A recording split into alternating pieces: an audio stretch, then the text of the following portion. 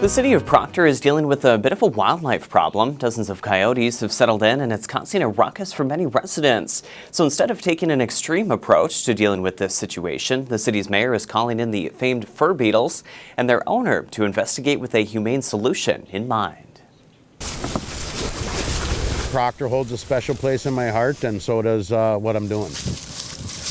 If you pass by the Proctor Fairgrounds this fall, chances are you'll see Ringo, Paul, and their Papa Joe. God, a buck walk through here, it's got to be the size of a moose. One of the things that I promote with the Beatles is all you need is love. These gentle giants give plenty of compassion and also have a sense of smell that's out of this world.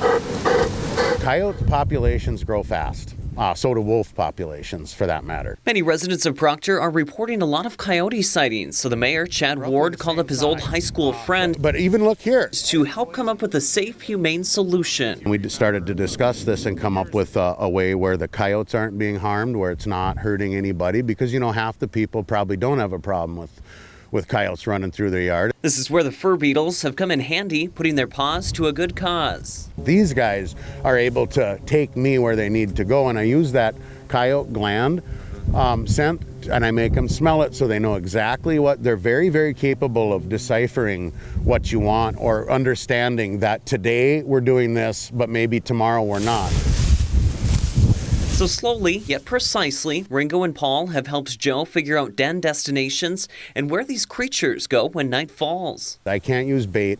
I'm limited to coyote gland lures and scents and stuff, and maybe some feathers. The Fur-Beatles here have helped track over 10 dens in the city of Proctor. While their job is done, the work continues for Papa Joe. We're looking at, just last night, it's now Joe's job to keep an eye on tracks, patterns, and movement of these urban coyotes. You've got pups and you've got an adult. He's using one live trap, natural camouflage, and plenty of patience. That's number one, is making sure that you're not harming something that really has every right to be here.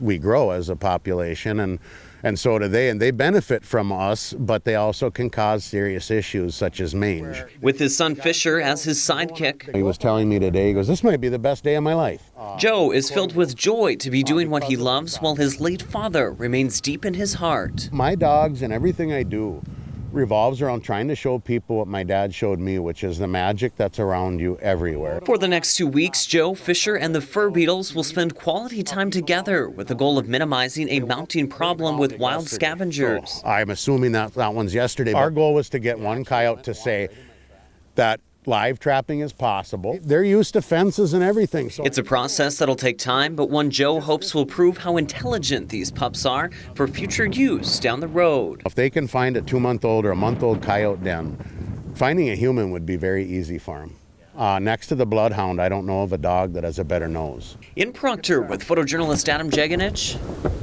Boy, I love Proctor. I like doing this, and you know, it benefits me by showing the world that what a breed like this is capable of, and how many different facets that they have. Brett Scott, Get in the car. Fox 21 Local News. Joe and the Fur-Beatles are under a 2-week contract with the city of Proctor. However, Joe says if the operation shows signs of success, he's hoping to extend his work. Once a coyote is caught in the live trap, he will then relocate it at least 50 miles away from the city of Proctor.